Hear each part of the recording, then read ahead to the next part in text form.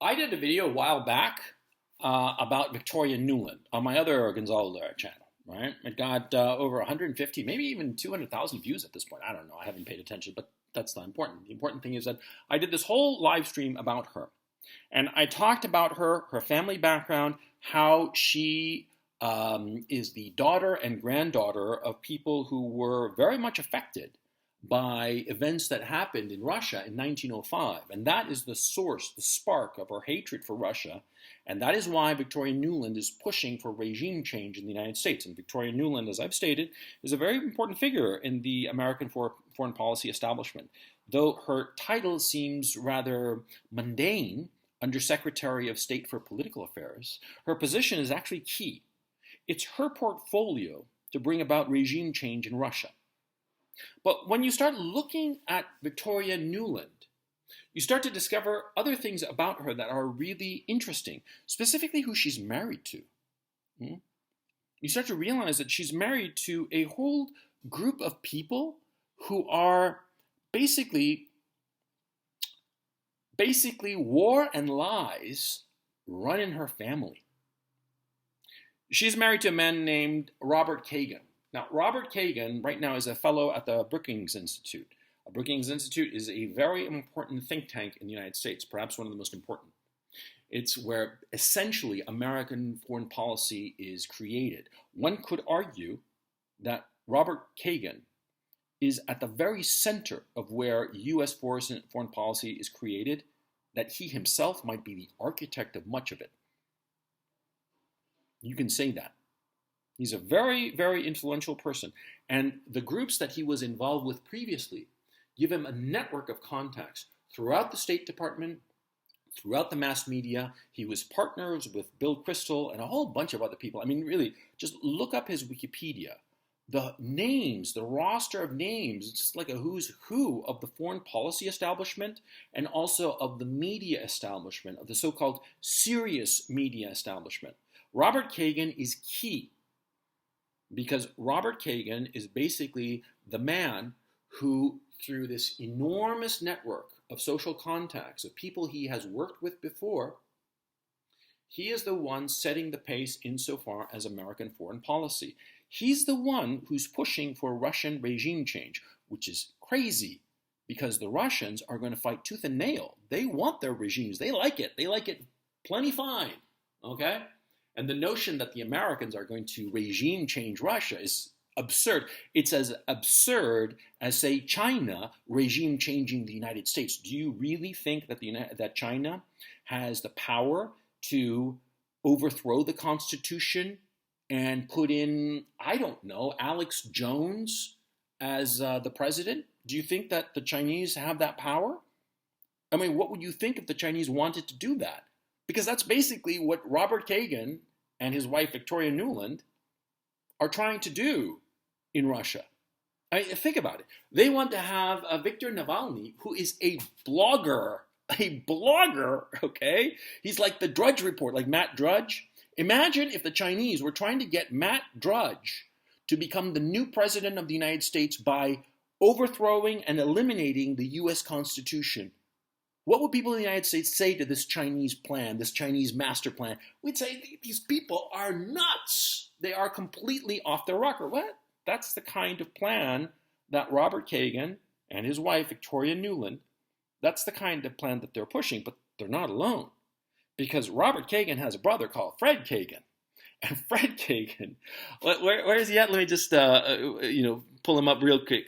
Fred Kagan, he's a professor at West Point. Okay? And he is a scholar at the American Enterprise Institute, another, conservative think tank, and a lot of conservatives go to the American Enterprise Institute and they get funding, they get money, they get all kinds of nifty stuff. They get the possibility of publishing in prestigious news organizations that help them in their career. Fred Kagan, in a weird way, is kind of like an intellectual kingmaker insofar as American conservatism is concerned. And Fred Kagan is the brother of Robert Kagan. And it gets even better. You know who Fred Kagan is married to? He's married to Kimberly Kagan. And who is Kimberly Kagan? Well, she is the director of the Institute for the Study of War. And if you've heard of it, a lot of my friends and acquaintances and my mutuals on Twitter know all about ISW, the Institute for the Study of War, and they're outraged by it because the Institute for the Study of War puts out these tweets, these posts, these articles that are completely wrong about the Ukraine situation. They are completely propagandistic and completely off the wall, and yet all the other mainstream articles, news organizations rather, pick up on what the Institute for the Study of War says and repeat it. And all of these other Twitter luminaries repeat the ISW's bullshit, because it is bullshit. It's propagandistic. It's lies. Lies about Putin's motivation, lies about the combat effectiveness of the Russians, lies about how effective the Ukraine army actually is. Do you know why the ISW pushes lies about Russian unpreparedness insofar as the war is concerned? Because they're trying to give the illusion to the American leadership class that the Russian military, the Russian armed force, is not particularly capable, that the American armed force could take them. And so part of that plan, and it's a plan, is to denigrate the Russian armed force and say that they're low on morale, that their equipment is crap, that they don't have logistics. I mean, like, really, how hard is it, or how easy, rather, is it to tell if their logistics situation, the Russian logistics situation, is good or bad? Huh? You, me, we're not in the military. We don't know. And some outfit saying, oh, we're the Institute of the Study of War. We study war all the time, and we know all these things. And we can tell you that the Russian logistics effort is crap.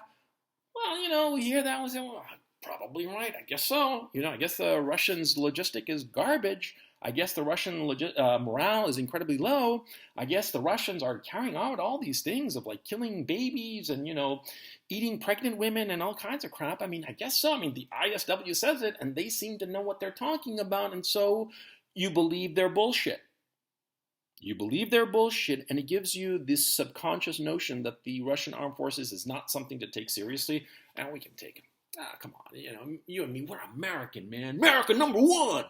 America number one! We ain't never lost no war since, we ain't never won a war since the Second World War, and the United States didn't even win the Second World War. It was really the Russians who took Berlin now, isn't it?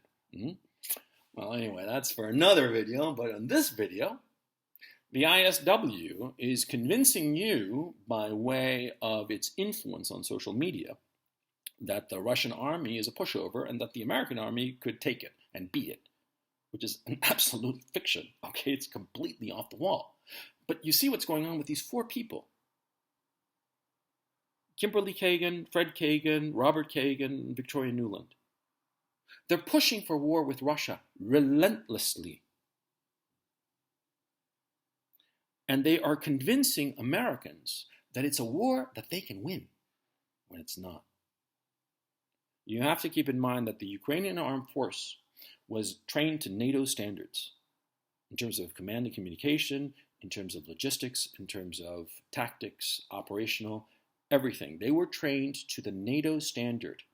They were the largest army, except for Russia's, in all of the continent of Europe, including America's. So you can say that they were the best trained, largest NATO army in Europe, and on top of that, they actually had combat experience with the 8 years of relentless, low-level skirmishes going on between Ukraine and the Donbass region. So they were the best trained, best equipped, largest, with actual combat experience, and they are getting the ever-living shit kicked out of them by the Russians. The Russians are annihilating them. It's a fucking tragedy. The Zelensky regime should have sued for peace a month ago, because every day that passes, 500 Ukrainian men at least are dying for nothing because they can't win. And yet these four people, this family hell-bent on war and lies, they keep gaslighting the Americans and keep pushing for war. Know who the real enemies are. It's not the Russians. It's not the Ukrainians. It's the Kagan family and the people allied to them. They're the real enemy. They're the ones pushing for a war between the United States and Russia that the United States cannot win, and has no strategic interest in getting involved in. But the Kagan family, for reasons that, well, you'd best ask them, they are relentlessly pushing it, and they have the levers and the contacts, the levers of power and the contacts among the mainstream media and the political class to push for this successfully. You, in America and Europe, you, your family, your city might go up in a nuclear fire because of Kimberly Kagan, Fred Kagan, Robert Kagan, and Victoria Nuland. Understand what's going on.